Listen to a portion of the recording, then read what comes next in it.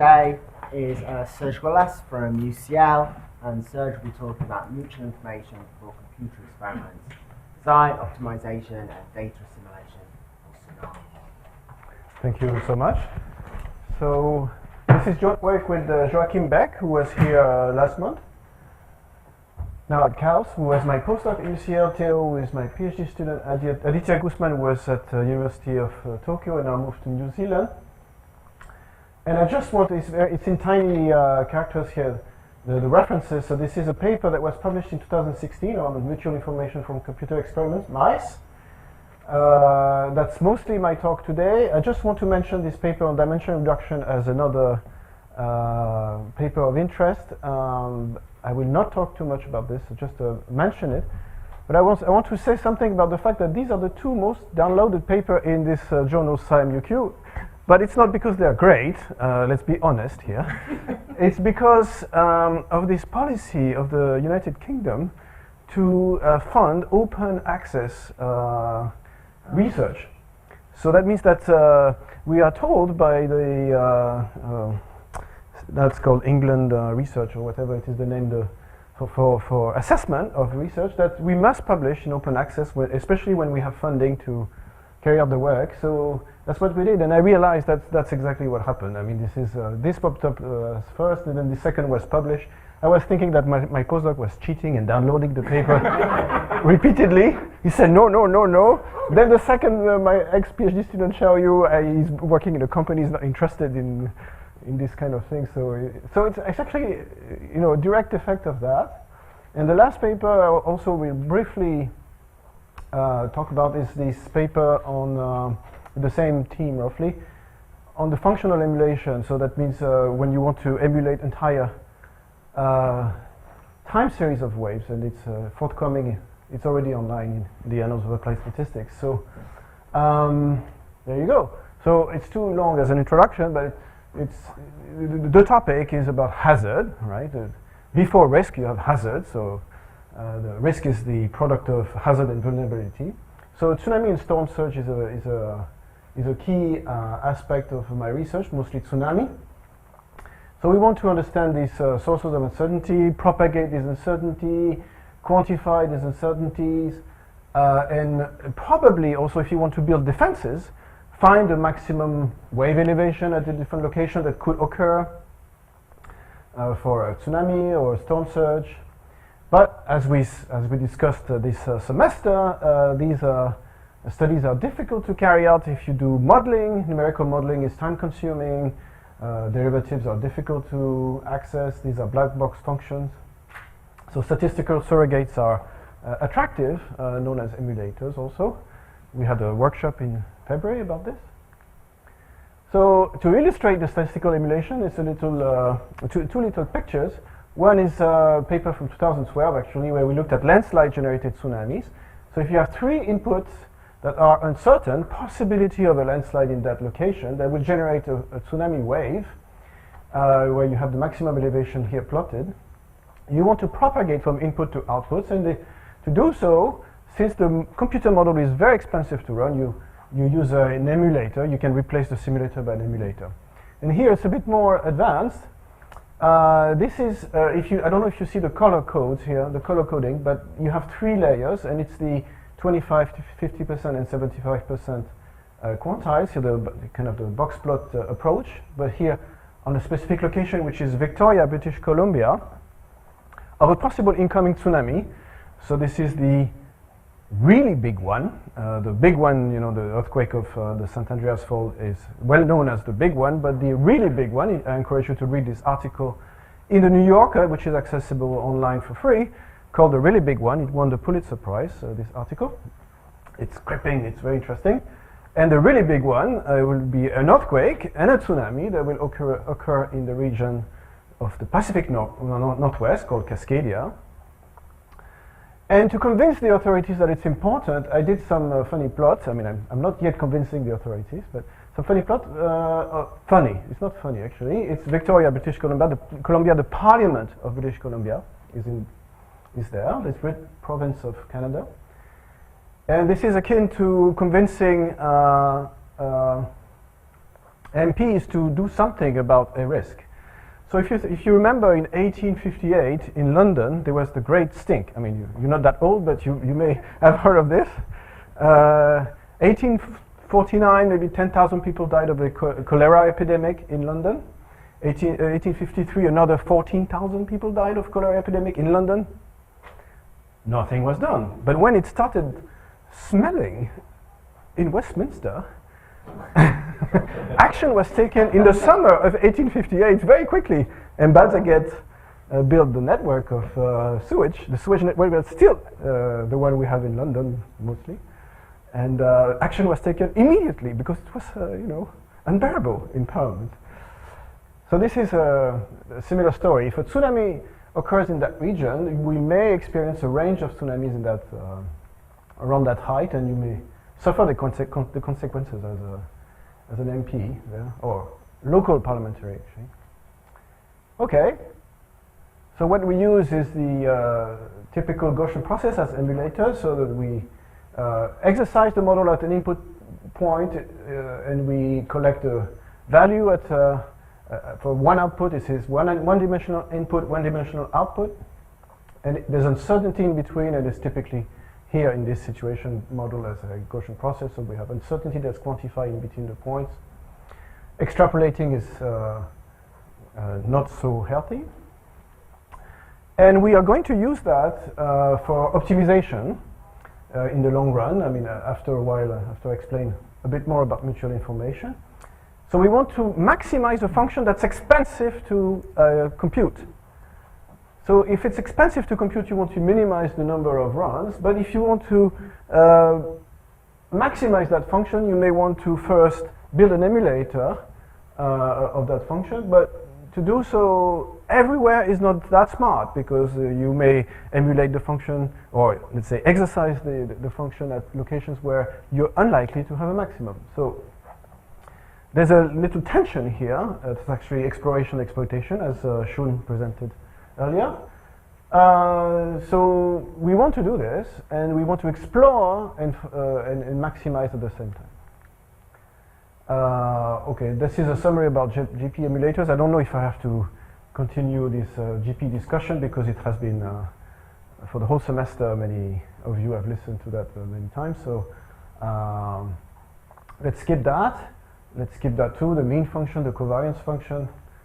And let's skip also this, probably. Typically we use Matern or square exponential. I mean, this is the typical covariance function that are used, or kernels.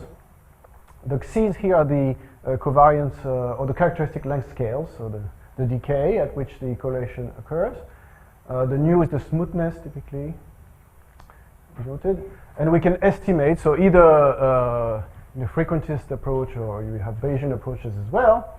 But anyways, you can estimate these coefficients for the mean, of the variance, and the correlation length as well, profile likelihood, or MLE for this. This is standard stuff.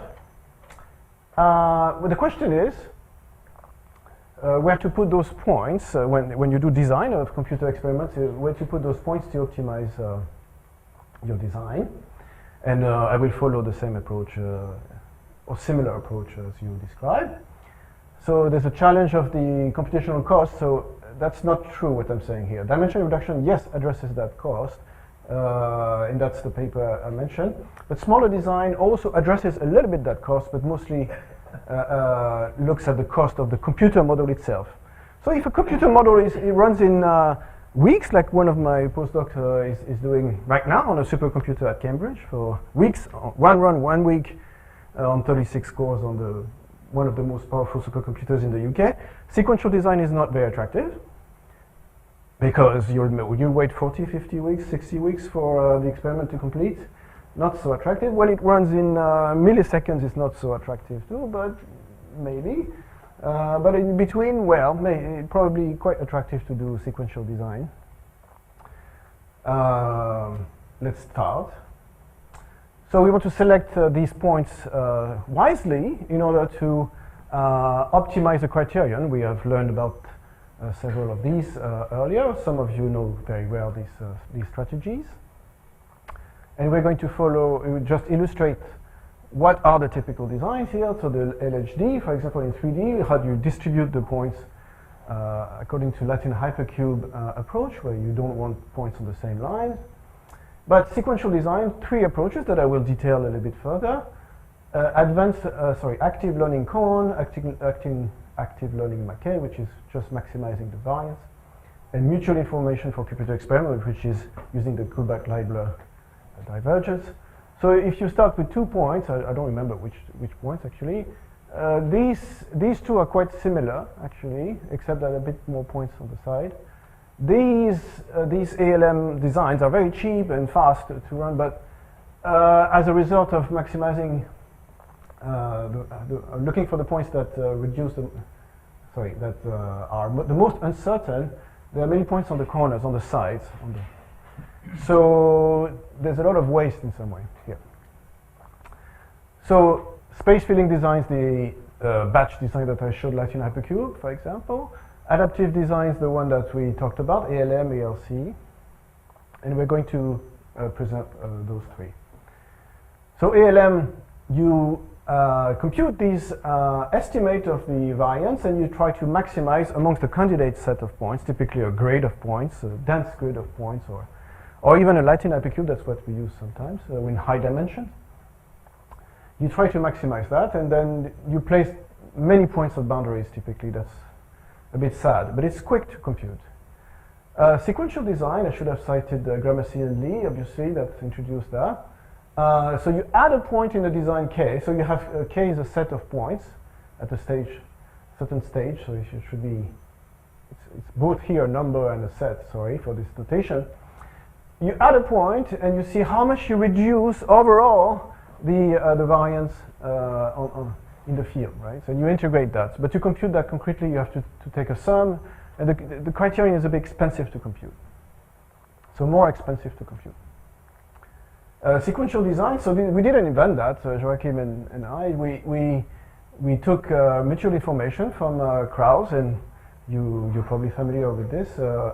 It was a paper that was focused on sensors and placement, right? So it was in 2 dimensions, and it is, so we slightly modified that criterion, mutual information. So the mutual information, so this KL divergence that Shun talked about. So if, let's say, y and y prime are independent, so this product here below will be equal to the top, will be log of 1, 0, so there's no mutual information. So you want to use this criterion in order to build a design that's going to be informative. So you maximize the difference with respect to x in the candidate set of this form. So it's a difference of those two. So how much do you gain in the information bonus, let's say, that you collect along the way? So you see you add a point x in each direction, and you see how much did I gain in that respect. So it's slightly indirect. You use a discrete design space in the first place, and then you carry on. So it's a greedy approach, sequential approach, greedy, and you're right that we don't solve the problem completely. We just have to follow this greedy approach, and we follow Krauss' argument. So we choose the next design point such that this criterion is satisfied. And luckily for GPs, we have a direct expression for these quantities, and it is just a predictive variance. But there's a ratio here, which is the start of an issue. So you have a maximum of this ratio, but since you have a ratio, and if this quantity at the denominator goes to 0, you have a problem. And I'll showcase one example. So you find the next point this way. So let me show you. If you start with those 2 black dots, and you say, well, let me compute this criterion all over the input space in order to find the next point, it's the red point the best. But if it turns out that your set of candidate points is not a grid, but you see you have 2 points next to one another, there's a spurious effect here in the way that this ratio becomes high due to the denominator. Okay, these two are too close to one another, and it creates it becomes appealing to go there, but it's not the right location to go to. It's just a spurious effect of the design. So that's why we introduced this quantity called the nugget. And the nugget, I should cite Peter's paper, obviously, that has, that's probably the most interesting paper in this area. And you talk about likelihood, you talk about several effects of this nugget. Here we have it's a bit grand to say theorem, but we have just a little result that said that if you have a nugget, the predictive variance changes accordingly, and there's an expansion here. This is not so fancy or interesting to look at, but the conclusion is that typically you take a small nugget to increase the, let's say, the jitter around the point where you sample, or the uncertainty, and you have a series of comments that we can draw from that result in the last page. Well, that's interesting in theory, but in practice, what do we do? So a picture is better than words here. If you have no nugget or a very small nugget, obviously the predictive variance at the points where you exercise the model is going to be 0 or very small. So that's what's happening here, at those points here. Now if you start having a larger nugget, then it's not the case anymore. The predictive variance at those points, we had an expansion, but we have here, graphically, you can see that. If you have a very large nugget, then everything flattens. So that's not good to have a very large nugget. Very small nugget creates that issue for our criterion. So in between is 1. And 1 seems to be the right number. So a nugget of 1 seems to be working well in most examples we have looked at. But yeah, we could think of a better strategy than choosing 1. There must be a reason for that, but anyway. So we learn. So the nugget is, we choose a nugget. We use a nugget for the denominator to compute this predictive variance. We don't use a nugget here, and we compute this criterion, and we decide on the next point.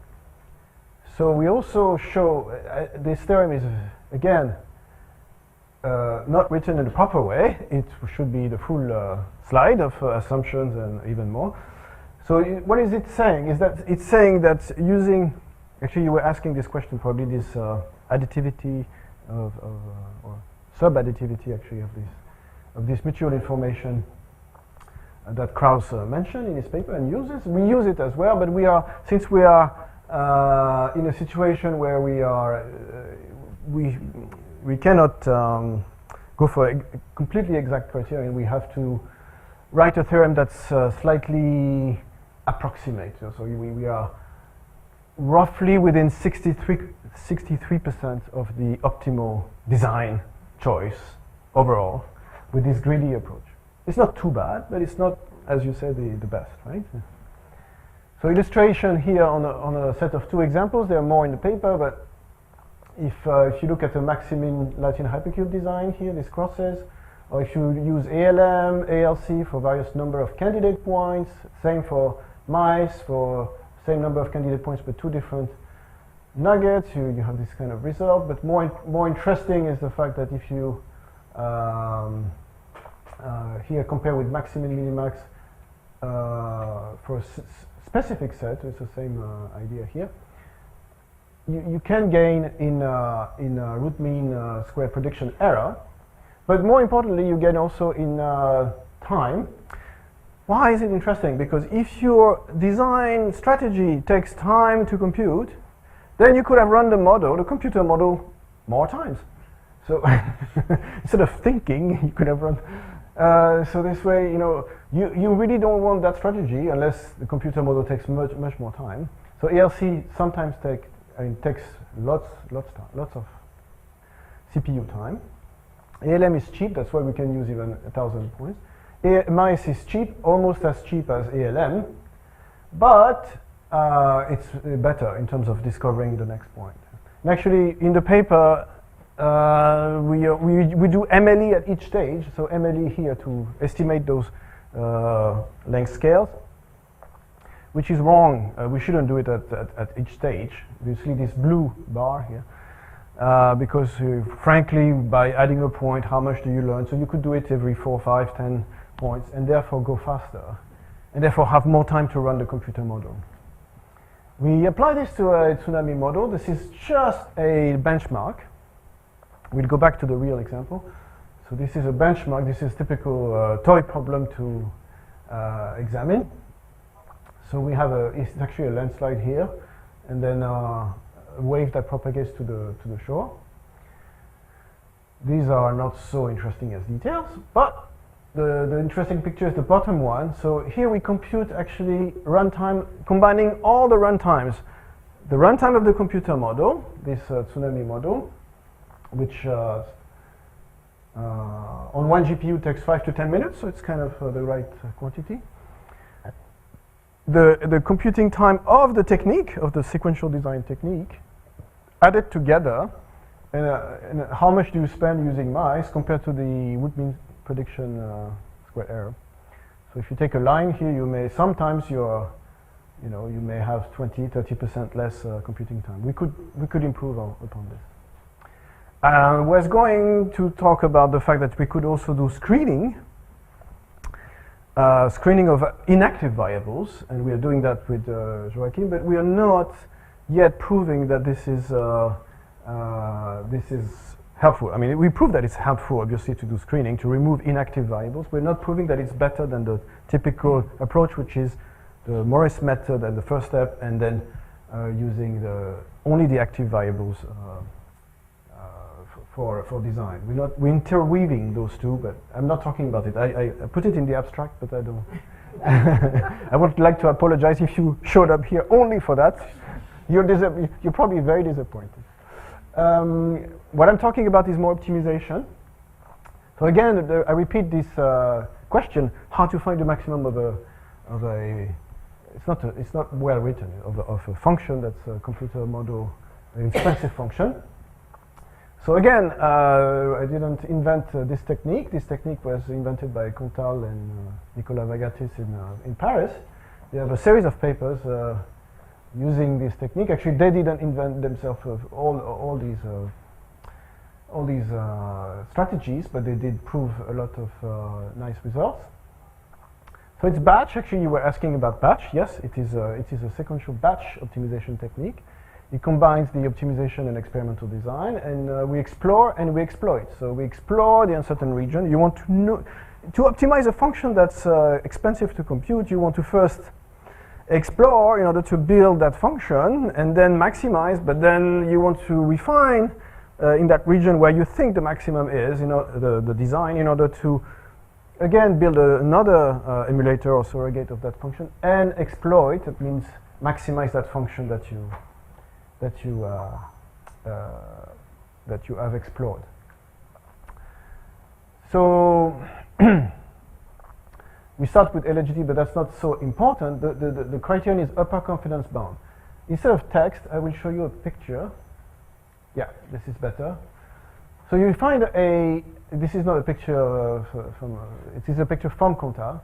So you have this region of interest where there's a band, I will go back to it, there's an uncertainty about the function. You understand that. So the function is not known precisely, but you have an uncertainty band about this function, and you take the maximum of the lower part, f minus, and then you find a region where the upper part, you see this upper part, is greater than the maximum of the lower part. That's the relevant region. And then you explore in that region. And that's the idea behind this technique. And I go back to the criterion. So in their approach, they were using ALM. Even though they were writing mutual information, they were using ALM. And we thought that, well, maybe mice will be smarter at the exploration stage because mice seems to be sampling better.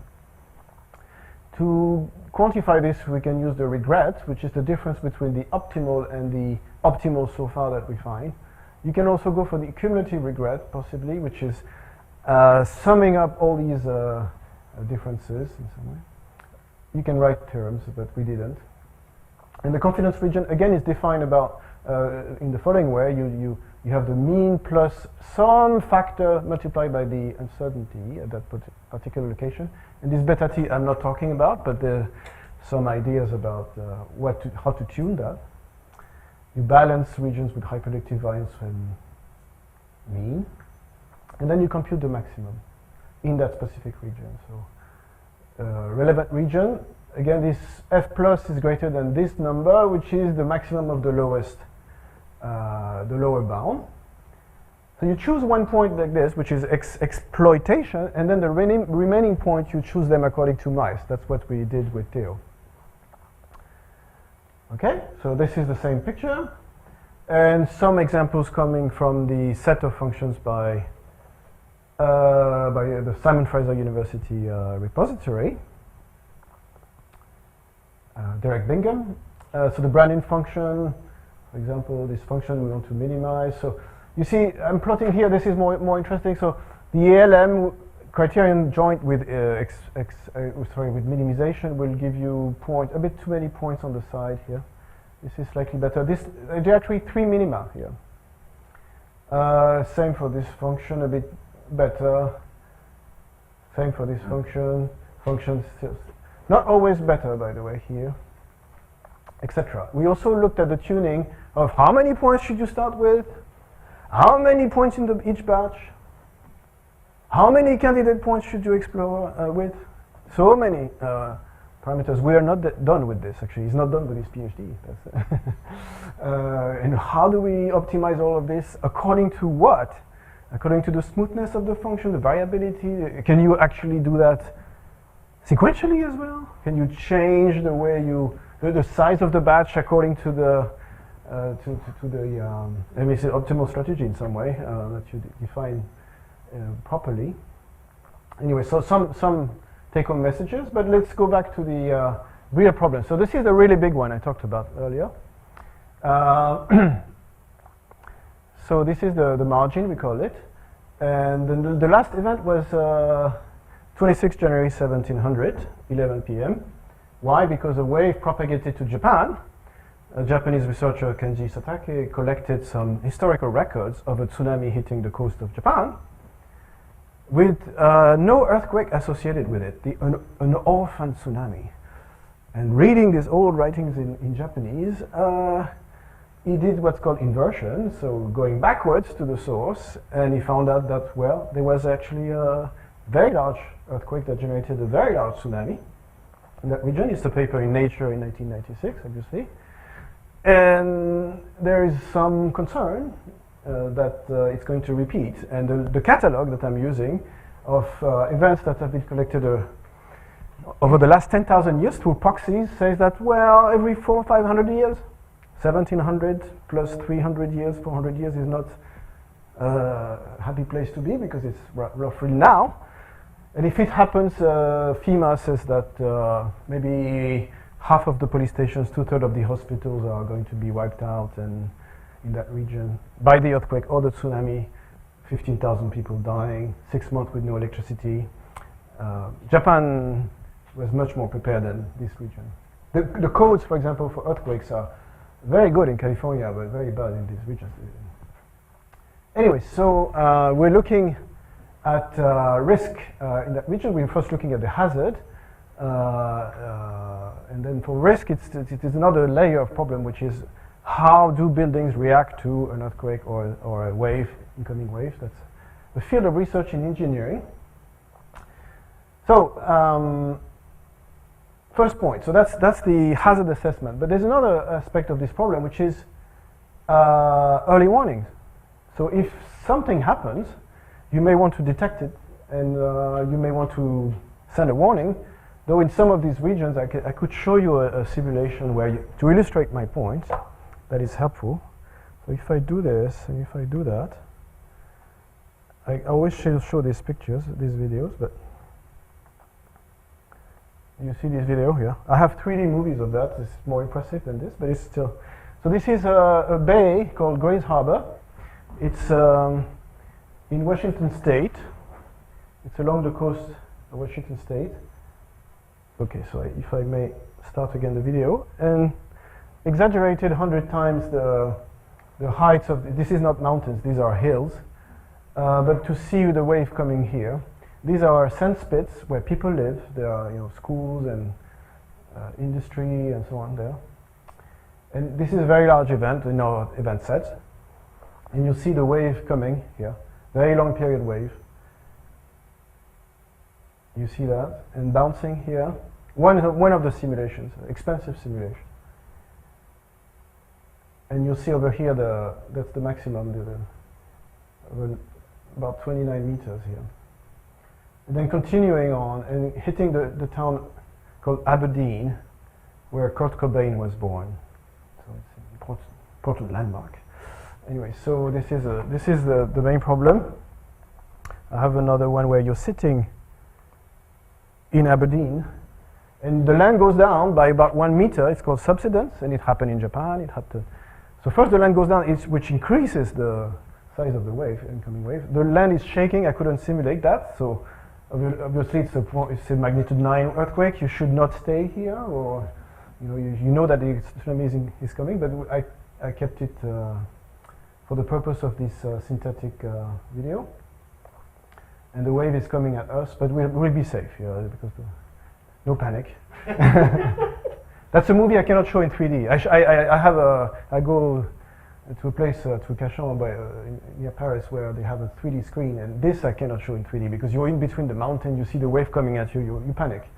It's not healthy. So the wave is... We're working on similar videos for another location. It's actually around, this is Grace Harbor actually. You can see it here, and it's around there. So if I go back to presentation mode, no. Yeah. So if I go back to this, so what do we do to design a set of a network of buoys that will capture? Oh, I'm done almost in 5 minutes, right? Yeah. How do we do that? Well, you have strategies actually yourself, right? You showed strategies to do that. But okay, we have a budget. We have to know that what could be a possible incoming tsunamis, but there are many possible ones. The size of them, the geometry. Okay, we have parameterization of that. This is in the paper that I cited earlier, the paper in the Annals of Applied Statistics. So we did something. Well, let's see what possible tsunamis could be generated, and let's build a network that will optimize the predictive power of a data assimilation scheme that will feed a numerical model with information collected from buoys. So let me show you what Japan did. The SNet, I think it's about $200 million US, it's 150 buoys. And they built it really quickly after the tsunami in 2011, obviously to respond to the public anxiety. As often in Japan they do that, they also invested about $500 million in other constructions. I understand that, but my colleagues in Japan don't know why they came up with this SNet, it's called it because it's like an S.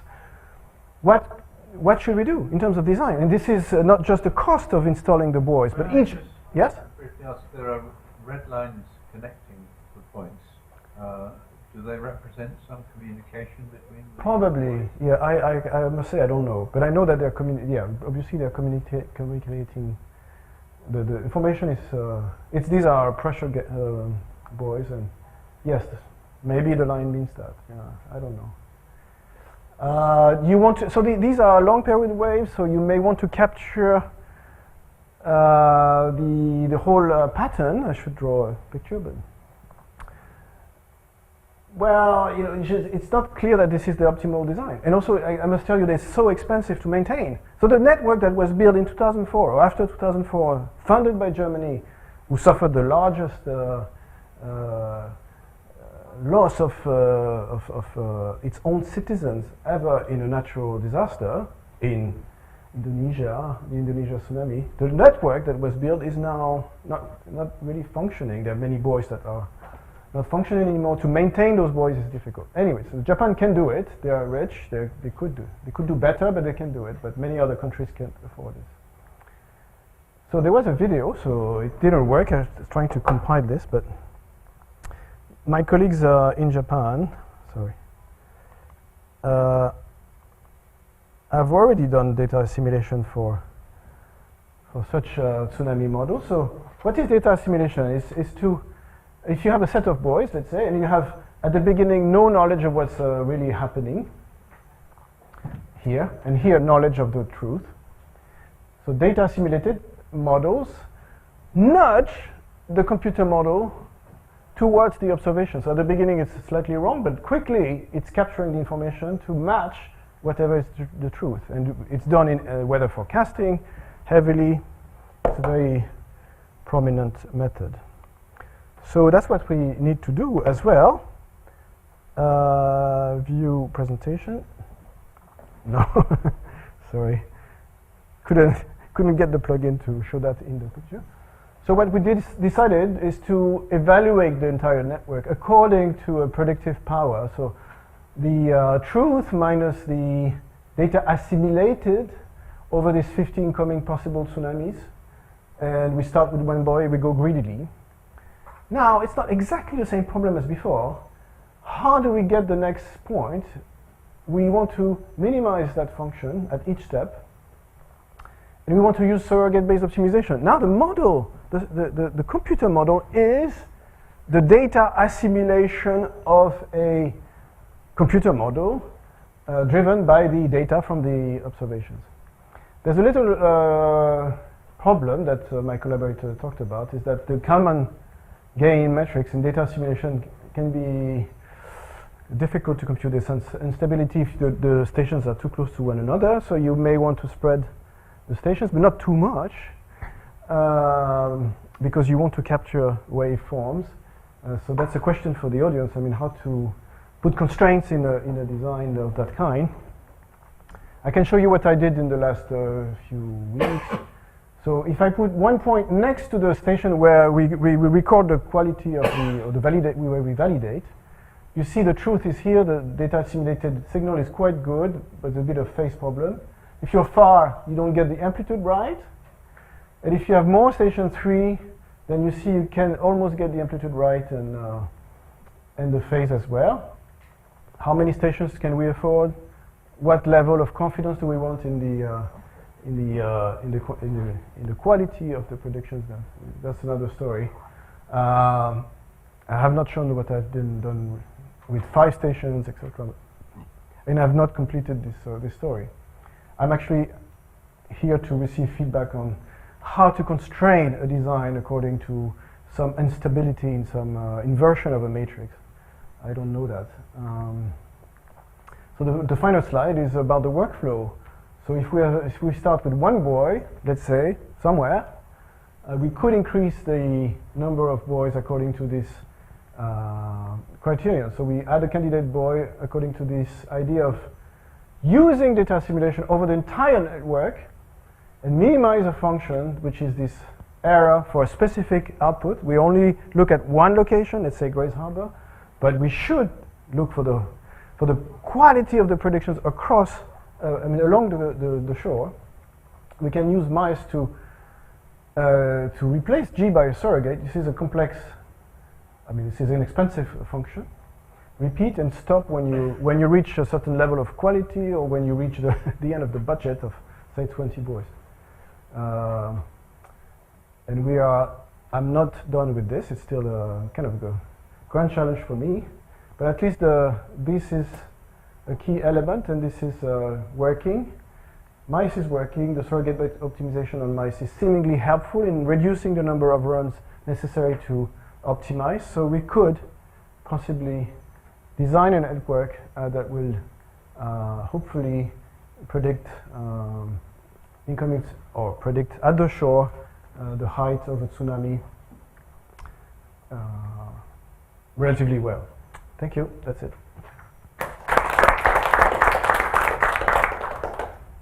Okay, any questions? I've got 2, but I'll start with the first. Yeah, we have time. I think I rushed, but I had more time. Yes. So, your problem where you have the 2 boys become too close together, I suspect that's because the 2 boys are sort of giving you the same information. Yeah. So you want to drop one out. But I suspect if you also assimilate the derivative information is it's still informative about the derivative. It's not informative, or not informative about the level. It's true. So by including the derivative in your assimilation, you might do a lot better. I found this very attractive indeed. Actually, in the talk I gave here in the workshop 3, if you remember, on calibration, I used the derivative information in the field. It was in 2D only. Yeah, so how to make use of the derivative? Well, Mhm. the derivative is basically the slope of the water surface, and that is an important factor in Yes. motion. Yes, that's true. So you get the slope right. Instead of having you get the slope better. You get a better idea of the slope, but you reject that information in terms of. So you assimilate the derivative. Actually, in data assimilation schemes that you probably have at least listened to at Exeter or at the Met Office, They don't at the moment, but I'm sure you could. you could. It's kind of the direction It of would be a difficult thing to extend them to include a single derivative. You might not. a single derivative. You're only Yes. going to get a first difference from your two boys. Yes. So you're not getting the full vector derivative, but it's extra information, and I think for a tsunami it could be Could be helpful. really important information because the elevation rise is quite small, but the derivative rise might be quite large. Oh, yes, and what's interesting is that in deep ocean, the tsunami wave is small, going very fast, and obviously the period changes with depth. So you have to build you have to nudge the model in a way that accounts for this information. This is a lot of work, but no.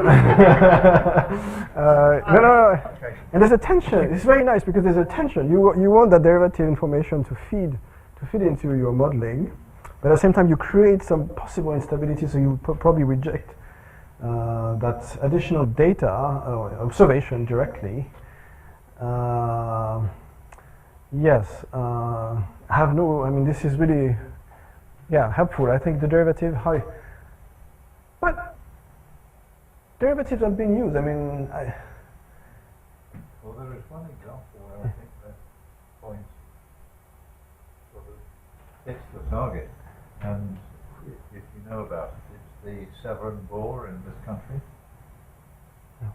but It's the Bristol Channel is Yeah. the channel going out to Yes. the Atlantic, which gets narrower, and at certain times of year when you have high tides, oh yes, it's the tide rises, and then when it reaches a certain height, you get a vertical drop, and this, well, not exactly vertical, but sort of that shape, and then it gets steeper as it moves upriver, yes, and the gradient is informative about that. yes. Now, if we can feed that into the modeling, we probably gain something instead of losing Yeah. by.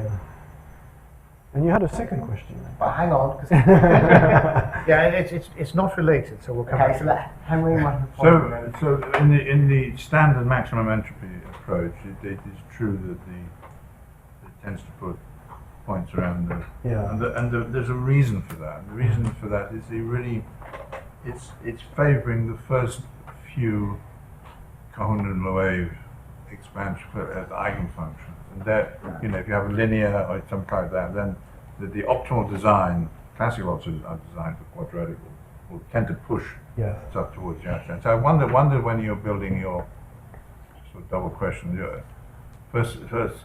Firstly, I'm expecting acknowledgement of my remark, but secondly, whether you should concentrate on certain frequencies when you build your. And you just thought of that when you build your certain of the eigenfunctions when you build your Design. Yes. or particularly for your warning system, Yes. rather than trying to I think correlation matrix. again, if we can embed that in, for this example, you want to have many buoys that are separated by a certain distance that would match the possible period, let's say, of the wave at that particular location. That's what you're saying? Well, the reason is by analogy with quite a lot of stuff that's going on previous in the workshop. Mm.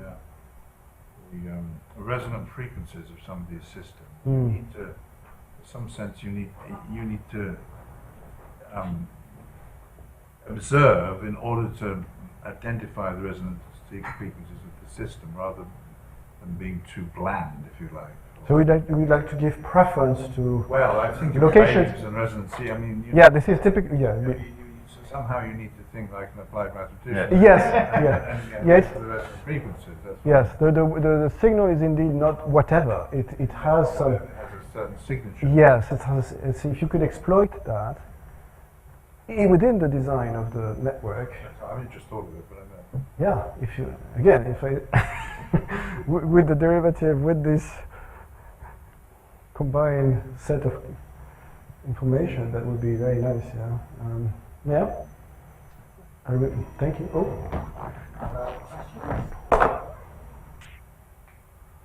Oh, can you take a second one? Okay, so in your final, when you're trying to do that sort of risk assessment, I think it's really important we don't just input our catalogue of tsunamis, because the one that's going to get you is the one that doesn't look like all the ones you've seen before. So you somehow have to get a distribution of tsunamis, of possible tsunamis that you can sample from. Because I understand that the problem with Fukushima was they were to the worst case they'd seen historically. Yeah. And when they got something bigger than that, they were in real trouble. Yeah, you're totally right. So the entire scientific community in Japan was not believing that 8.2 or more could happen. It was 9 or 9.1.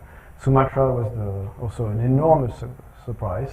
There's a paper recently that came out about Sumatra. People managed to go into a cave where the deposits were really well preserved, and they found a proxy for these events in the last 20,000 years or something like that, and they found quiet periods of 2,000 years with nothing, and 1 century, which was a wild century with many tsunamis. Now they were not as big because you have to release a lot of stress. Anyways, yes, so that's what we're trying to do ourselves. Yeah, we look at the catalog still to understand what happened through proxies, but we indeed stretch that catalog.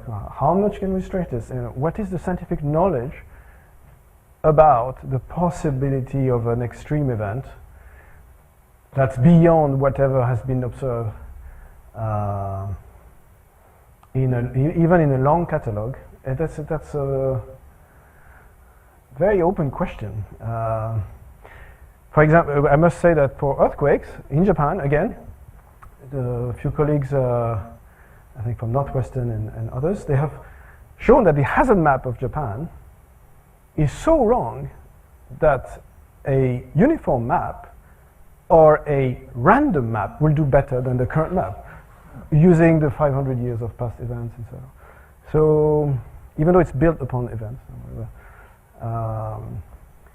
So what are we talking about when we build a hazard map, or when we think of future events that could occur? They were all, I mean, most of the events, most of the big events were extreme surprises. So even Sandy, the Hurricane Sandy, was, very surprising. So what do we do with this? If we stretch it too much, people won't believe us. The risk managers and the insurance industry. What is this? You're creating ridiculously large events. It's a philosophical question. It's clearly an epistemic uncertainty. But I think we need to bring together this sort of modelling with extreme value statistics, which is well respected in the engineering. They trust that stuff, but somehow you need to bring it in a very complicated way. I see. Yeah, I think you're right. Yes, that we found our distributions of possible events based on extrapolation through extreme value theory of whatever has happened in the past, right? That's what you're saying. Yeah, supplemented with the modelling. Yes. Modelling can tell you a lot about constraints. Yes. Yes. For the quickie, they do that sort of analysis classically. We've talked quality improvement earlier in accelerated life testing, where you've really got to wander out into the unknown when you test in order to predict particular rare events. There's a big industry in particular rare events engineering. Yeah, but I think you're absolutely right there. But for instance, with earthquakes, the magnitude of an earthquake depends on the structure, the details of the structure at the point where the earthquake occurs, and there is, as it were, no known distribution of the sizes and shapes of these structures. Apart, well, there's some information, but not very much, and there could be one down there, which is absolutely enormous in terms of earthquake effect. And some scientists say that the Earth has changed actually since Sumatra, for example. It's changed enough to change our understanding of some of these regions that might have been affected indirectly by these large events. So even relying on past events is probably not enough. So it's